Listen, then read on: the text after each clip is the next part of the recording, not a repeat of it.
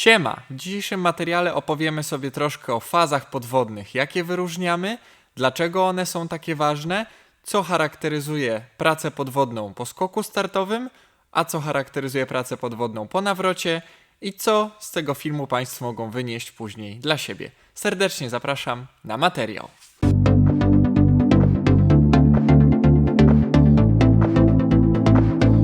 Nasz dzisiejszy film rozpoczniemy sobie od starego jak świat programu Paint, ale jak zwykle niezawodnego. Ćwiczyłem ostatnio troszkę na kurniku swoje umiejętności malarskie, więc postaram się je tutaj dzisiaj zaprezentować. Narysujemy sobie te 3 fazy i będziemy o nich poszczególnie rozmawiać, a później pokażemy je sobie, jak one wyglądają na filmie. Pierwsza faza jest to faza zejścia w dół. Tak byśmy ją nazwali. Głębsza, jeśli chodzi o skok startowy, ponieważ tam skaczemy z wyższej odległości, troszkę płytsza, jeśli chodzi o nawrót, jeśli chodzi o odbicie się od ściany, takie stricte treningowe, ponieważ tam odbijamy się równo z linii wody, ewentualnie lekko niżej sobie celując. Więc mamy pierwszą fazę, jest to faza wejścia do wody, jeśli chodzi o skok, albo po prostu zejścia w dół, jeśli chodzi o nawrót albo odbicie od ściany. Następnie, żebyśmy mogli zacząć się jakoś wynurzać, no bo wpadamy w wodę, chcemy tam popracować, ale później chcemy wyjść jakoś z tej wody. Kolejną fazą taką pośrednią, która według mnie powinna być, ale myślę, że nie musi jej być, jest to tak zwana faza wypoziomowania, tak ją sobie nazwiemy. Więc mieliśmy fazę pierwszą, fazę wejścia do wody. Następnie mamy drugą fazę wypoziomowania, która jest tutaj. Jest to faza pośrednia między pierwszą a trzecią, czyli między fazą wejścia do wody a wyjścia z niej. I ostatnia, faza trzecia, czyli faza wynurzenia się. I teraz, którą z tych faz moglibyśmy sobie pominąć? Moglibyśmy lekko pominąć, albo tak bardziej dyskretnie to zrobić, fazę drugą. Dlaczego? Dlatego, że zaraz po wejściu w wodę, w tym momencie, jeśli ono nastąpi w sposób taki bardziej płaski, bardziej łagodny, może nastąpić wyjście do góry. Jeśli skok do wody albo odbicie od ściany będzie bardzo pionowe, bardzo agresywne, wtedy potrzebna jest ta faza wypoziomowania, ponieważ bardzo ciężko nam będzie z tej pozycji pikowania od razu zacząć się wznosić do góry. To tyle z teorii, mam nadzieję, że się podobało. A teraz pokażemy sobie praktykę.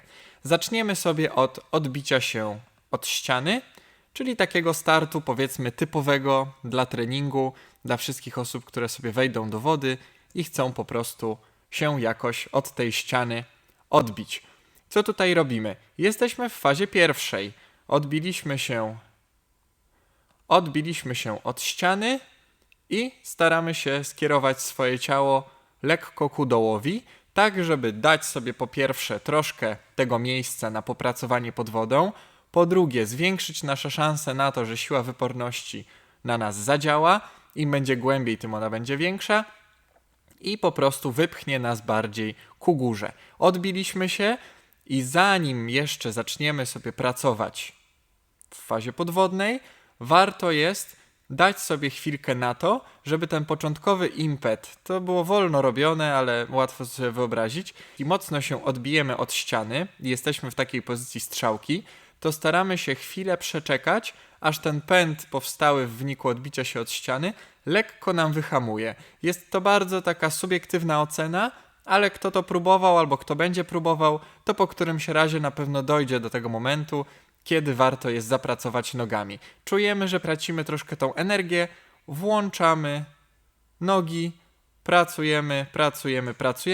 W większości przypadków, można powiedzieć, że we wszystkich, bo i faza podwodna w żabce też zawiera ten element, mamy kopnięcia nogami do delfinka. Ewentualnie jak ktoś jeszcze tego nie potrafi, jest na początku swojej drogi, potrafi na przykład tylko nogi do kraula, nogi do grzbietu, to warto też odbijać się, też nie pomijać tej fazy podwodnej, odbijać się głębiej, ale pracować nogami, jeśli nie potrafimy jeszcze nogami do delfina, to pracować nogami do tego stylu właściwego, którym zaraz będziemy płynąć.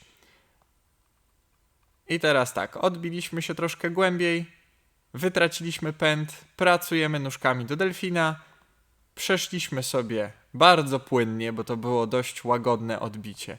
Bardzo płynnie przeszliśmy już sobie do tej fazy wyjścia, czyli mieliśmy sytuację drugą, wpadam, wypadam i po prostu pracuję nogami do delfinka. I w ten sposób zaczynam już sobie tutaj, można zauważyć, pracować nogami do kraula, co będzie sugerowało, że zaraz prawdopodobnie ręce również będą nam pracowały do kraula, bądź po prostu same nogi jako takie zadanie będą nam w ten sposób pracowały. I tak to wygląda, jeśli chodzi o odbicie się od ściany w sposób łagodny, a tak to będzie wyglądało, kiedy troszkę bardziej pionowo postaramy się przeatakować wodę. Proszę zobaczyć, że jest bardziej sylwetka zwrócona ku dołowi, jest większy kąt natarcia, więc teraz mamy do czynienia z drugą sytuacją, już tu mamy poziom wypłaszczenia, drugą fazę i zaczynamy stopniowo, pomalutku piąć się do góry. I kończy nam się faza podwodna. Czyli jeszcze raz, w tej sytuacji mam do czynienia z bardziej takim odważnym odbiciem się w głąb wody, dlatego konieczne jest zastosowanie tego wyśrodkowania, płynne przejście od pikowania w dół do wyśrodkowania i następnie już najdłuższa z tych faz, czyli faza trzecia, faza wyjścia stopniowego spod wody. A teraz pokażmy sobie w zwolnionym tempie, jak to wygląda, jeśli chodzi o skok startowy, gdzie ten nasz pęd początkowy jest dużo większy, gdzie kąt natarcia również, chociaż można płytko skoczyć, powinien być bardziej agresywny i jak to w ogóle wygląda, kiedy przecinamy tą powierzchnię od góry. Jest w zwolnionym tempie, wpadliśmy, na razie nie za wiele widać poza bańkami powietrza, ale na razie jest ten moment, gdzie wpadliśmy i dajemy, żeby ta siła, którą wygenerowaliśmy na słupku, pchnęła nas dalej jeszcze bez pracy nogami. Teraz rozpoczyna się dopiero praca, kiedy poczułem, że już ten początkowy pęd zwolnił troszkę. Zaczynamy pracować nogami do delfinka. Pracujemy i ledwo się obejrzeliśmy, jak już tak naprawdę jesteśmy w tej trzeciej fazie. Więc proszę zauważyć, tu mamy taki przypadek różny względem tych pierwszych dwóch, gdzie tak naprawdę mieliśmy bardzo płynną granicę między pierwszym, drugim a trzecim punktem, jaki sobie rysowaliśmy na początku.